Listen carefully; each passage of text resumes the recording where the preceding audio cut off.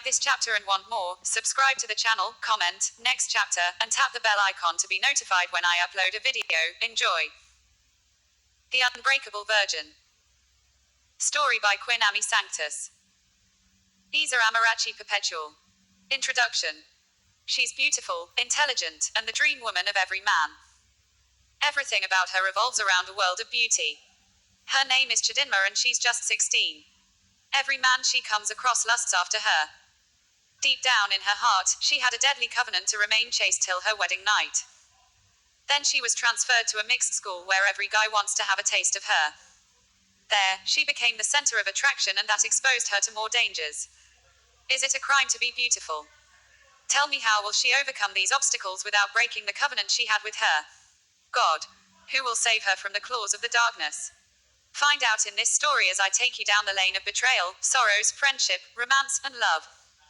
Buckle your seat belt, the story has just begun. Blank. Episode 1. Blank. Please don't do it. I'm not yet. Her breath hitched as he claimed her lips, shutting her up instantly. Sweet sensational feelings swell up in her as her knees reacted by going a little weak. He trailed the kisses down to her neck as he bit her lightly. She shivered. The feeling is out of this world and she doesn't want it to end. As if reading her mind, he claimed her lips again, sucking gently on her lips as the lustful feelings built up in him. He reached for her top and pinched her nipples. She gasped lightly and that gave him access into her mouth. They were lost in their world as his tongue savored her juicy lips. He pushed her gently on the bed and reached for her skirt, but she stopped him. She's back to her senses. Baby. What's wrong with? A dirty slap cut him off instantly. She couldn't believe that she nearly lost her pride because of her stupidity. Hurriedly, she buttoned her top and ran out of the house as her tears nearly blinded her. Dear God, I have sinned, please forgive me. Then, without looking at where she was going, an incoming car drove across her, forcing her to fall into a pool of water in an attempt to save herself and faint. She felt a splash of water on her face and she sprang up immediately. Thank goodness, it was just a dream. She looked to see Oniechi, her best friend, laughing hard. Wake up. We're already late for school. Sleepyhead. She mocked amidst laughter. Unable to take it anymore, she took one of her pillows and chased her out of the room. Asterisk, asterisk, asterisk. As she took her bath that morning, her mind was filled with the dream she had earlier that morning. She couldn't stop thinking about the dream. What does it mean? Am I possessed or what? How come I became so vulnerable to his touch? And I have never seen that face before. She thought aloud and sighed miserably. Maybe it's one of these natural dreams, nothing serious to worry about. Or could it be that I have a spiritual husband? 1. The mere thought of it sent goosebumps down her wet skin. No way. God forbid, bad thing. She said and did the sign of the cross. She hurriedly took her bath and left for school amidst pleas from her mother to have breakfast. But she objected strongly with the excuse that she was already late for school and Onyinye had waited so long. As they trekked through the narrow path that led to her new school, she was so restless that she felt that she had committed a grave sin. Is there something you're not telling me?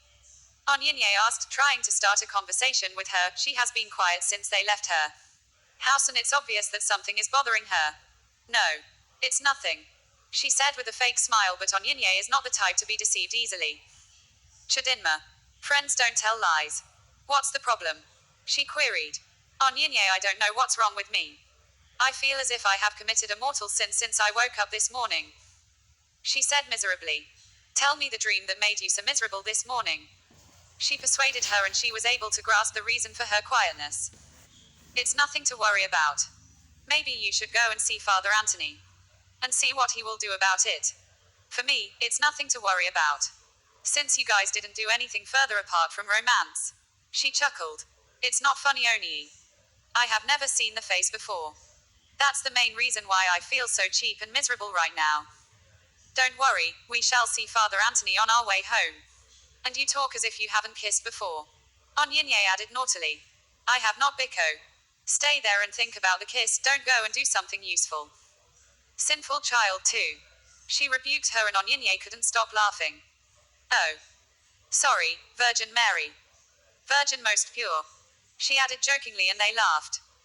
Just then, Alexis' jeep stopped before them and Onyinye wondered who could be the owner. The glass was wound down and a very handsome guy poked his head out. He's so handsome that Onyinye herself is already falling for him. He too is in uniform just like them, and he's a new student too. He beckoned them to come, but because Chidinma is not paying attention, all her thoughts were focused on that sinful dream she had, as she labeled it. She didn't go, and Onyinye hurriedly went to meet Prince Charming. She stood before him smiling stupidly. I'm not referring to you, I meant your pretty friend over there. What's her name? He asked, and Onyinye was disappointed to the core. Chidinma, she said defiantly. Chidinma. He yelled, and she turned immediately to know who was calling her, and what she saw shocked her to the marrow. The guy she saw in her dream. 1. Spiritual husband, a married spirit. 2. Biko, please. Editor. McConaughey's.